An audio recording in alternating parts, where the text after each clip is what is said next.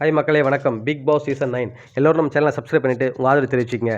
இன்றைக்கி பார்த்தீங்கன்னா big pass ஹவுஸில் எல்லா கண்டஸ்டன்ட்டுமே பொங்கல் செலிப்ரேட் பண்ணிவிட்டு பொங்கல் வச்சுட்டு அதுக்கப்புறம் கேம்ஸ்லாம் கண்டக்ட் பண்ணாங்க. ஸோ ஜாலியாக விளையாடி முடிச்சுட்டு அதுக்கப்புறம் மதியம் பார்த்தீங்கன்னா கொஞ்சம் சண்டை வந்துருச்சு. கானா வினோத், பிரவீன், வாட்டர் மெலனுக்கும். ஸோ கொஞ்சம் ஓவராக தான் போச்சு அந்த சண்டை. அதுக்கப்புறம் எல்லோரும் விலக்கி விட்டாங்க.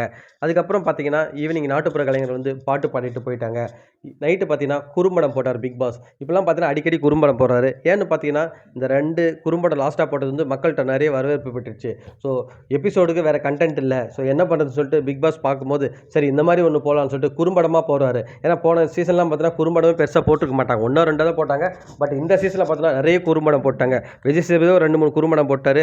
இப்போ பார்த்தீங்கன்னா இங்கே பிக் பாஸ் ஹவுஸ்லேயே பார்த்தா ஒரு 3 4 குறும்படம் போட்டாங்க எனக்கு தெரிஞ்சு. குறும்படம் போட்டதில் அதிக குறும்படம் போட்டது இந்த சீசனாக தான் இருக்குன்னு நினைக்கிறேன். ஏன்னா உங்களுக்கு கண்டென்ட் இல்லை, வேறு எப்படி ஓட்டுறது, இது அட்லீஸ்ட் குறும்படம் போட்டாலாவது மக்கள் பார்ப்பாங்கன்ட்டு தான் ஸோ குறும்படத்துக்கு மாறிட்டாங்கன்னு நினைக்கிறேன். ஸோ பேசாமல் இந்த 1 ஹவர் ஃபுல்லாக குறும்படமே போட்டால் கூட நல்லா தான் இருக்குன்னு நினைக்கிறேன். எனக்கு தெரிஞ்சு ஏன்னா யாருமே வந்து இன்ட்ரெஸ்ட் காமிக்கிறதில்ல எபிசோடு பார்க்குறதுல.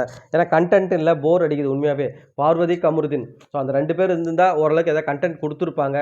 ஸோ அவங்க இல்லாதால உண்மையாகவே வந்து ரொம்ப போர் அடிக்குது நார்மல் எபிசோடு. ஸோ அதெல்லாம் குறும்படம் போட்டாலாவது டிஆர்பி கொஞ்சம் ஏறுன்னு சொல்லிட்டு தான் பிக் பாஸ் டீமே பிளான் பண்ணி குறும்படம் போடுறாங்க. சொல்ல முடியாது, நாளைக்கு கூட இன்னொரு குறும்படம் போகிறதுக்கு கூட சான்சஸ் நிறைய இருக்குது.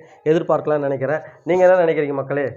ஸோ அது மட்டும் இல்லாமல் இந்த குறும்படம் முடிஞ்ச உடனே யார் உங்களை அதிகமாக சிரிக்க வச்சுது? இந்த குறும்படம் ஃபுல்லாகவே ஒரு ஃபன்னாக தான் இருந்தது. ஸோ யார் உங்களை சிரிக்க வச்சுன்னு கேட்கும்போது மேக்ஸிமம் எல்லாருமே என்ன சொல்கிறாங்கன்னா கானா வினோத் தான் சொல்கிறாங்க. கானா வினோத் வந்து என்ன சொல்கிறாருன்னா, நான் இந்த மாதிரி காமெடி பண்ணதுக்கு காரணமே வந்து வாட்டர் மெலன் தான்.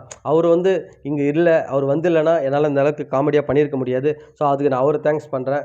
எனக்கு பிடிச்ச காமெடி வந்து அவர் தான் சொல்லிட்டு போயிடுறாரு. ஸோ ஹவுஸ்மேட்ஸ் எல்லாமே ஜாலியாக சந்தோஷமாக இருக்காங்க மக்கள் இன்றைக்கி.